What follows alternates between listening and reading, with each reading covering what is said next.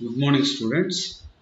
Up to now, we discussed about air standard cycles, vapor power cycles, and vapor refrigeration cycles.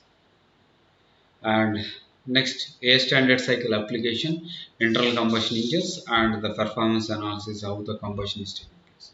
Come to the vapor power cycles, application of power generation. In vapor refrigeration cycle is application of refrigeration and air conditioning. So up to now only application cycles we discussed. In this unit we will discuss about two important components.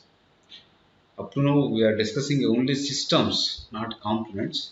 So two important components design and working principle we will discuss in this unit. The first important component for vapor power cycles is steam loss. In turbine what we assume heat energy is directly converted to work, but it is not directly converting. Intermediate operation is there. First heat energy we are converted to kinetic energy. By using kinetic energy, rotation of the shaft we are achieving, then we are producing the mechanical energy. So steam nozzle is in a turbine system, means nozzle is the main component. So we will discuss in nozzle, introduction, type of steam flow through nozzles, condition for maximum discharge, and nozzle efficiency, and simple problems on nozzle also. Come to the air compressors, because everywhere air compressor, every industry, every part we are using air compressors. So air compressors also one of the important component. Everywhere we are using their introduction, classification, and main highly utilizing compressors are reciprocating multi-stage reciprocating compressors. So we will discuss what is the minimum work requirements for the multi-stage reciprocating compressors, what is the optimum pressure ratio, and what are the effects of intercooling. If perfect intercooling is there, what is the minimum work requirement, what is the condition. We will discuss thoroughly about reciprocating compressors especially. Then after introduction to rotary compressors. So in this unit we will discuss this one. First move to steam nozzles. It is a passage, deviate cross section, convergent. It is main converting heat energy to the kinetic energy. In the steam turbines, heat energy to mechanical energy we are producing, but the first stage heat energy to kinetic energy we are producing, means inlet steam having high pressure and negligible velocity. It have some velocity but negligible velocity. By using nozzle, what we are doing, that we are reducing the pressure and increasing the kinetic energy, means velocity jet of the velocity jet we are increasing. So first stage we are creating high velocity jet of steam by using the nozzle. Second stage, that high velocity jet are rotating the shaft and we are producing further pressure drop will occur, and rotation of the shaft we are achieving, and the mechanical output we are getting. And the working during the first part of the nozzle, the steam increases its velocity. Later the part of nozzle, it will increase the volume also, divergent portion. One assumption, first one assumption is the mass flow rate. Mass is conserved. There is no accumulation of the mass. So nozzle inlet and nozzle exit mass flow rate is same. And next, the steam nozzle pressure drop. It is majorly depend upon the velocity, inlet velocity, specific volume, and dryness fraction. If we are increasing more dryness fraction, then we will get more velocity rise. Next, types of steam nozzles. First one, convergent nozzle. Which is the cross section of the nozzle decreasing continuously from entrance to exit. Convergent. In the convergent nozzle, generally we are expecting high velocity jet. Divergent nozzle. In divergent nozzle, when the cross section of the nozzle increases continuously from the entrance to the exit. Here high volume flow we are expecting by the divergent nozzle. Generally we are using convergent divergent nozzle. Means when the cross section of the nozzle first decreases up to throat, from the throat to exit is increasing. Here we are increasing high velocity, here I increasing high volumetric flow, the volume is increasing. So both we will get by using the convergent divergent nozzle. Same thing.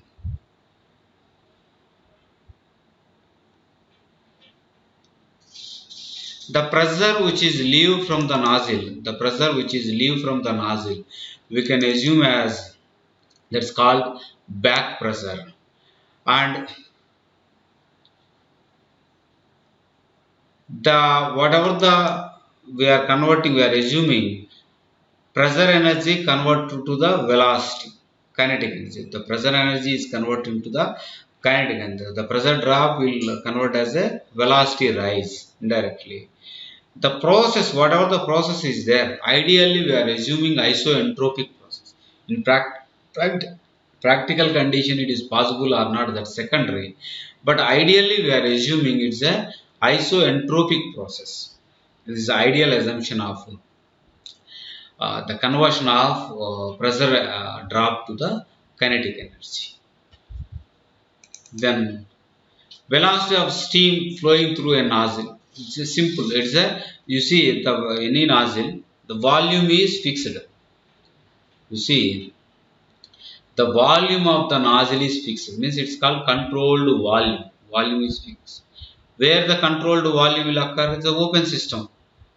Means mass, with mass energy is coming, with mass energy is leaving through the imaginary boundary. This is the imaginary boundary. Through the imaginary boundary with mass energy is coming, and the through imaginary boundary with mass energy is leaving. So now I want to determine the velocity of steam flowing through the nozzle. Simply I can apply steady flow energy equation. Why? Because we assumed mass is conserved, there is no accumulation of the mass.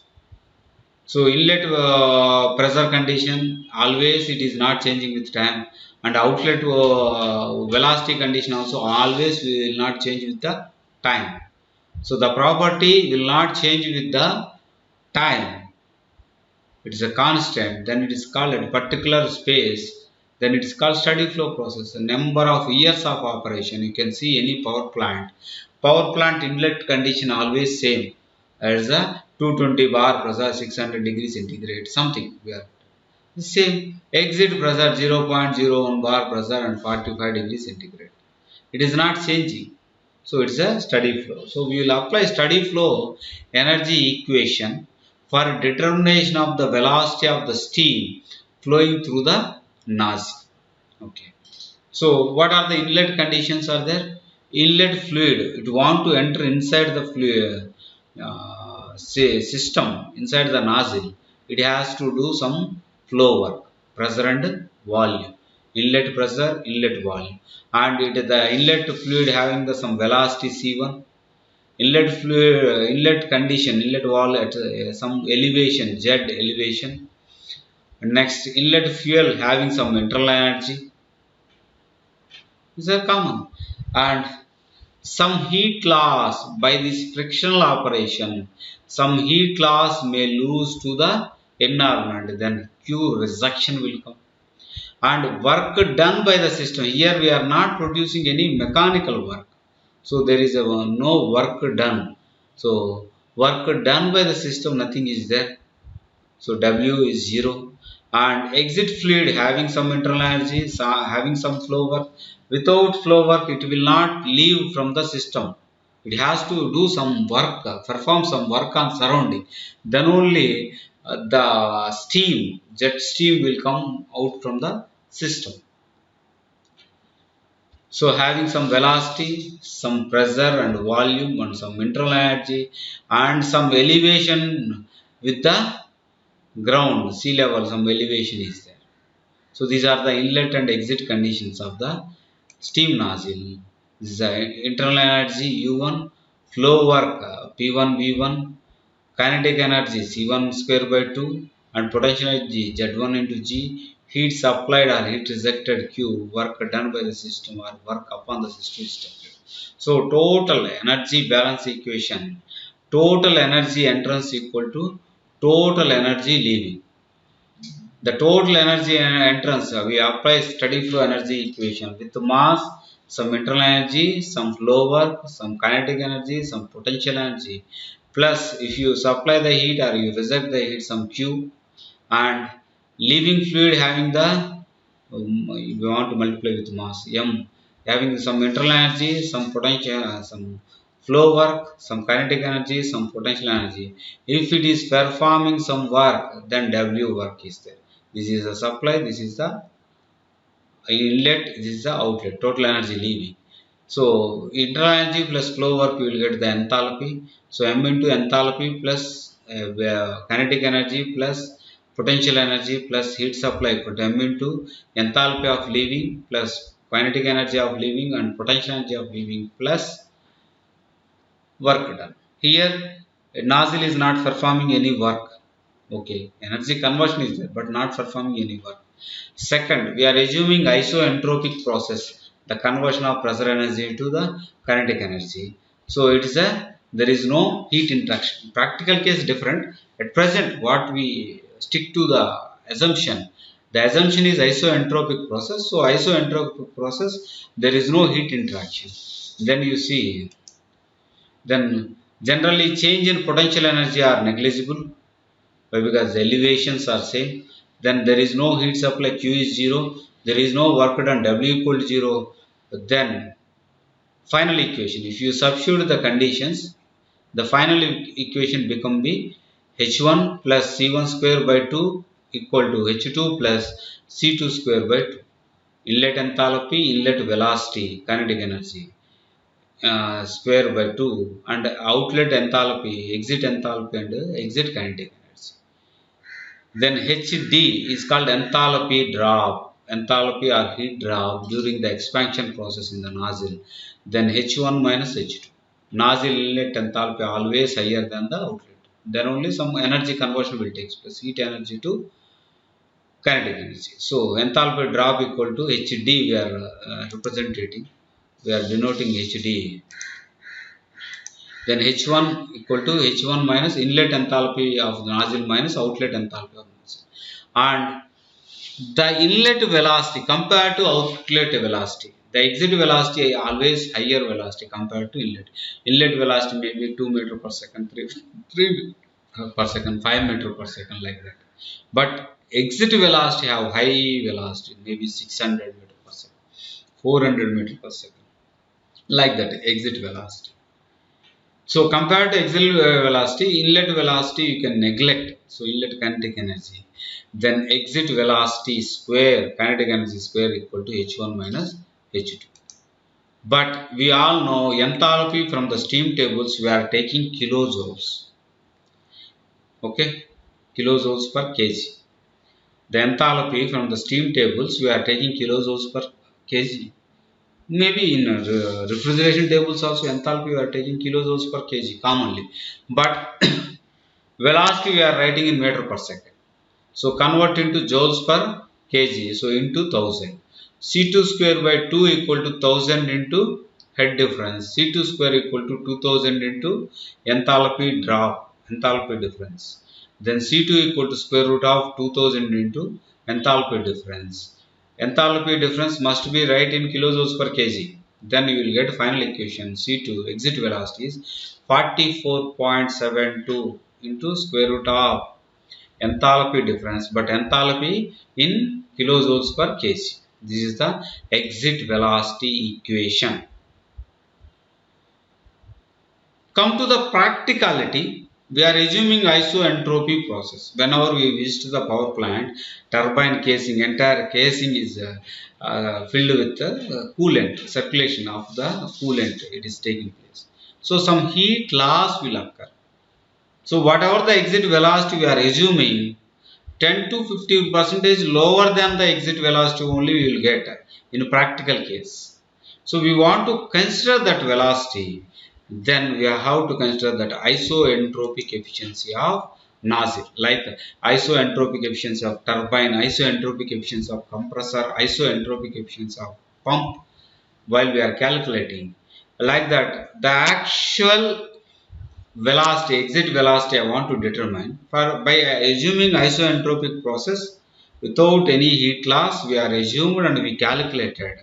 we got some velocity 44.7, I think 44.72 into square root of enthalpy difference.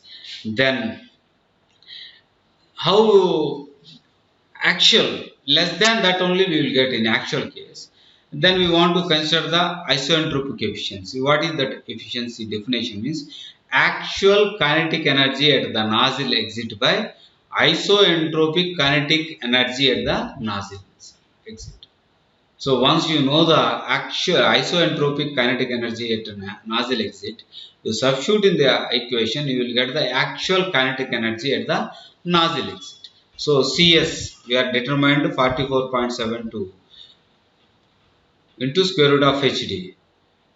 Then the actual is different. You determine the actual if you know the isoentropic efficiency of the nozzle. So actually actual velocity discharge, velocity of the discharge stream always is less than the isoentropic. In isoentropic process, whatever the velocity of the exit we are determining, the actual velocity always 10 to 15% lower than the actual. Okay. Next class we will discuss remaining topic in the nozzles.